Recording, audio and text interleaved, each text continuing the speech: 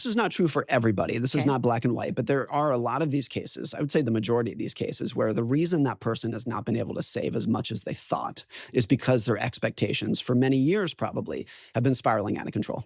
And they were spending more money than they should have been because they were trying to chase who they wanted to be, even if it wasn't necessarily the level of lifestyle that they could afford. And so they were renting an apartment that was very nice because they had an expectation that that's where they should be. And they were comparing themselves to other people, even if it was kind of out of their budget. They were traveling and dressing and eating out in a way because that's who they felt that they should be, even if they couldn't necessarily afford it. Morgan, you're calling us out here, I'm Morgan. calling everybody out. Yes. I've been in this situation too. There's no shame in it. This is a very common thing that I think everyone will experience.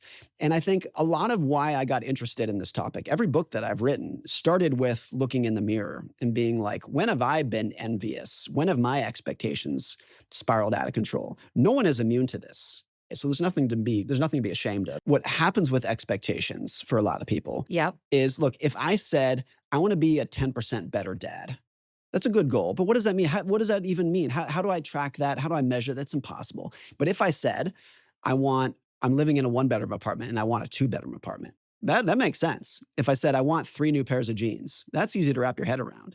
Money is so quantifiable.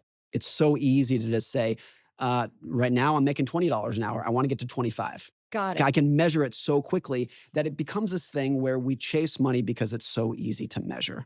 And we chase spending because it's so easy to contextualize. And so if you don't have a good idea of what a good life looks like, it's very easy to just say, a good life is one in which I have more money. Because it's so much easier to understand than, how can I become a better dad? How can I be a better parent, a better spouse, a better friend, a better worker? That's hard to wrap your head around. Will Smith had this I thought it was so astute and profound. He wrote this in his biography. He said, when he was depressed and poor, he could tell himself, if only I had more money, all my problems would go away. And that gave him hope. I just need to go out and make more money. And once I have more money, all of my depression, all of my doubts will go away. And then he became rich and he was still depressed. And then he said he lost hope because he couldn't say, if only I had more money.